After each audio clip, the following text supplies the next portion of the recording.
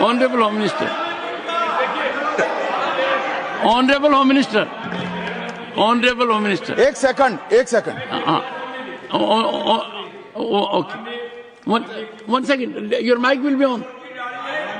जी महोदय, मुझे ये सब कहने की जरूरत नहीं है, लेकिन जो गुजरात में दंगे और फसाद हुए, कौन कौन उसके लिए जिम्मेदार थे, बताइए। Honourable home minister.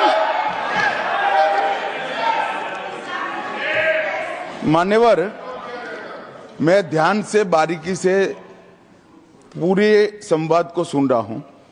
माननीय सदस्य सुधांशु जी ने दिग्विजय सिंह का नाम नहीं दिया। अब वो खड़े होकर कहे मेरे बारे में कहा, इससे साबित हो गए।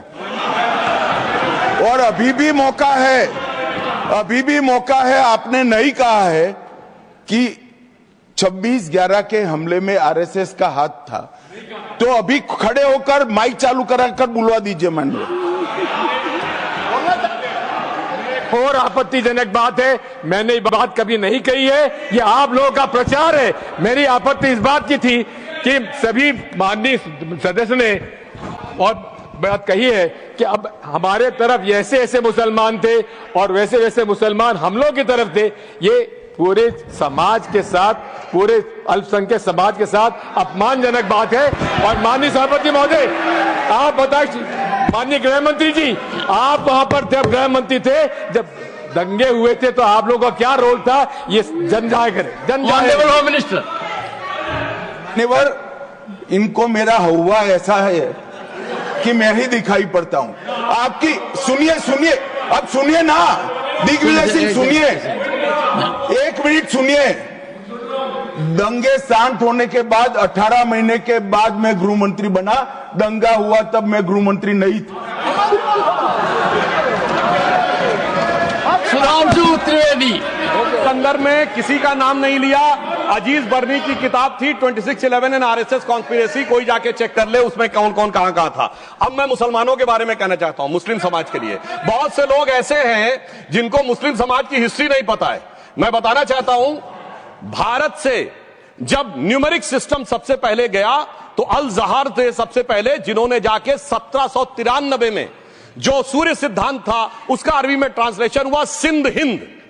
और हम बता रहे हैं हम किस तरह के मुस्लिम को साथ रखते हैं। डॉक्टर कलाम से बड़ा आलिम इस्लाम में साइंसदान नहीं हुआ, और आरिफ मोहम्मद खान साहब जो बिहार के गवर्नर हैं, उनसे बड़ा आलिम फाजिल मुसलमान आज सियासी जमात में तो नहीं होगा, यह मैं दावे के साथ कह सकता हूं। मगर मैं बताना चाहता हूं सर, उसके बाद उन्होंने एक किताब लिखी, एक सर 10th सेंचुरी के मुस्लिम राइटर थे जिन्होंने किताब लिखी, उसका नाम था the compendious book of balancing and completion according to Hindu calculation, जिसको शॉर्ट में अल जब्र कहा गया, और वहां से अलजबरा निकला। और सर उसके बाद अल ख्वारिज्म आया। और सर आज मेरे ख्याल से सदन के बहुत से लोगों को नहीं पता होगा, ये जो एल्गोरिथम वर्ड है ये अल ख्वारिज्म से आया हुआ है। एक जमाने में इस्लाम में बैतुल हिकमत था, यानी वो सबसे बड़ा हिकमत का केंद्र था। जब एक से एक लोग होते थे, बहुतों को नहीं पता होगा कि कोलंबस ने जिस नक्शे के थ्रू दुनिया ट्रेवल किया था, वो बनाने वाला भी एक मुस्लिम था, अल इदरीसी। मगर सर एल्गोरिथम आज ऐसा बदला कि एआई के एज में दलगत भावना से ऊपर उठकर औरंगजेब के साथ खड़े हो गए। सर ये एल्गोरिथम किसने बदल दिया, ये मैं बताना चाहता हूं। इस पे थोड़ा सोचने की जरूरत है। इसलिए मैं कहता हूं मुस्लिम पॉलिटिक्स की सोच क्या थी, हमने किन मुसलमानों का साथ दिया है, मैं बताना चाहता हूं सर। वीर अब्दुल हमीद की शहादत की 50वीं वर्षगांठ 2015 में हुई। प्रधानमंत्री मोदी जी ने उनके पूरे परिवार को और उनकी पत्नी को बुला के सम्मानित किया, और इन लोगों ने उस यासीन मलिक को, जिसके ऊपर 3 एयरफोर्स के ऑफिसर्स को हत्या करने का आरोप था, वो प्रधानमंत्री आवास में। सर साफ दिखाई पड़ता है कौन किसके साथ खड़ा हुआ है, कौन किस तरह के मुसलमान के साथ खड़ा हुआ है। और सर मैं ये भी कहना चाहता हूं सर, ये सर अपने टर्न पे बोलिए सर, पिछले 30-35 सालों से हुआ खड़ा किया जा रहा है। 1990 में जब राम मंदिर आंदोलन हुआ, कहा गया बीजेपी आएगी उत्तर प्रदेश में खा जाएगी। सर बीजेपी आने के बाद उत्तर प्रदेश में जानते क्या हुआ सर, 22 साल से शिया सुन्नी के बीच में जो दंगे चलते थे, और मदे साबा का जुलूस नहीं निकलता था, शिया समुदाय का मदे साबा का जुलूस लखनऊ में हमारी सरकार में निकलना शुरू हुआ। और उसके बाद कहा गया केंद्र में भाजपा आएगी तो खा जाएगी। सर अटल जी की सरकार आई, इतनी शानदार स्थिति रही। उसके बाद कहा गया गुजरात में आएगी तो भाजपा खा जाएगी। सर गुजरात का मुसलमान आज सबसे समृद्ध मुसलमान है, सबसे ज्यादा जकात वहां से आता है। उसके बाद कहा गया मोदी जी की सरकार आएगी तो क्या होगा। सर मोदी जी की सरकार आने के बाद हमारे साथियों ने बताया है अल्पसंख्यक समुदाय के 70% लोग हैं जिनको किसी न किसी एक योजना का लाभ जरूर मिला है। और सर फिर कहा गया सीए आएगा तो नागरिकता छिन जाएगी। सर उसके बाद भी आपने सब देखा। और सर हम बचपन में सुनते थे कि राम मंदिर बनने लगेगा तो मिडिल ईस्ट के देश पेट्रोल देना बंद कर देंगे। सर राम मंदिर भी बन रहा है और भारत मिडिल ईस्ट कॉरिडोर भी बन रहा है और अबू धाबी में भी मंदिर बन रहा है और 4 मुस्लिम देशों ने सर्वोच्च नागरिक सम्मान मोदी जी को दिया हुआ है। इसलिए मैं कहना चाहता हूं सर, मर्ज हो तो उसका इलाज किया जा सकता है। जैसे हमारे यहां वैद धनवंतर माने गए हैं, इस्लामी अकीदे में वैद हकीम लुकमान माने गए।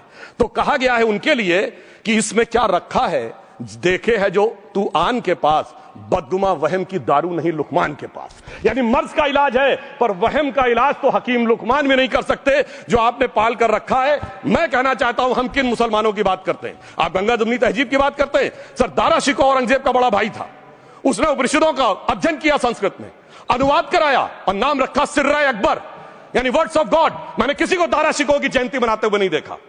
मैं पूछना चाहता हूं बेगम बीबी ताज, उनके घर पे जाते किसी ने सुना? सर ये बताइए, आलम शेख इतने बड़े कृष्ण भक्त के कवि, किसी ने सुना उनके घर पे जाते हुए? मलिक मोहम्मद जायसी जिन्होंने पद्मावत लिखा, उत्तर प्रदेश के रहने वाले, उनके घर पे कोई गया? ये बताइए ब्रिगेडियर मोहम्मद उस्मान के घर पे कौन गया? आजमगढ़ में, गाजीपुर के रहने वाले थे, आज तक जाने वालों में नहीं दिखे। और मैं सर बताना चाहता हूं एक और बात। सर एक सैयद इब्राहिम रसखान हुए हैं, बहुत बड़े कृष्ण भक्त के कवि।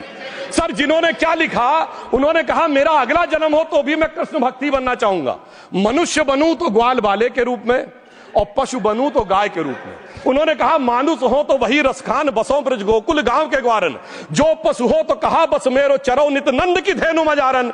सर उन्होंने कहा गायों के बीच में नंद बाबा की गायों में जन्म लेना चाहूंगा।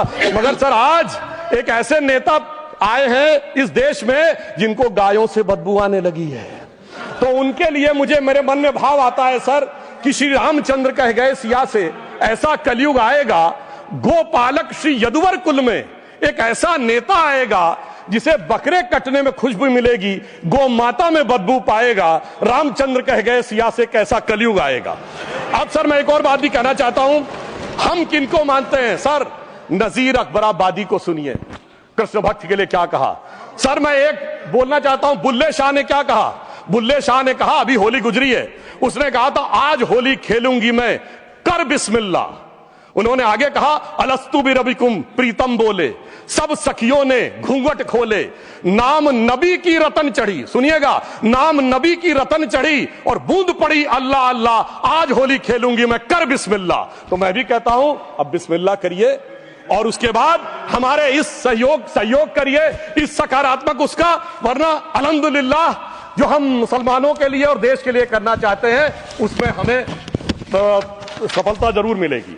अंत में मैं सिर्फ यह कहना चाहता हूं सर, तमाम प्रकार की बातें यहां पर हुई, सकारात्मक और नकारात्मक, मगर अफसोस की बात यह है कि 1913 के वक्फ वाल औलाद से लेके 2013 के वक्फ वाल औलाद तक इनकी फितरत नहीं बढ़ती, क्योंकि सर ये तो पार्टियां ही अल औलाद हैं, तो इनको तो उससे बहुत ज्यादा वो होगी।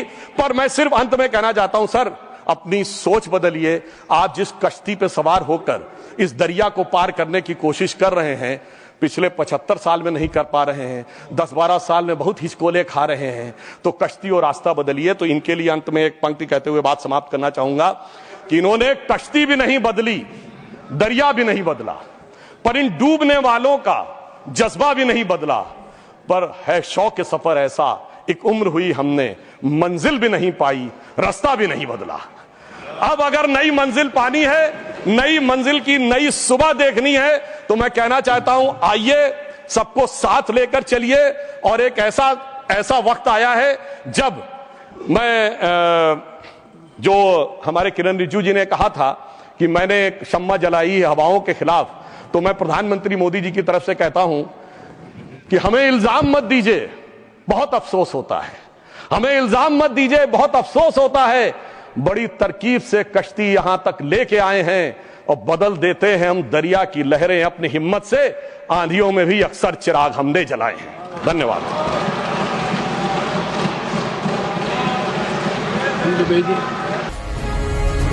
जी भारत।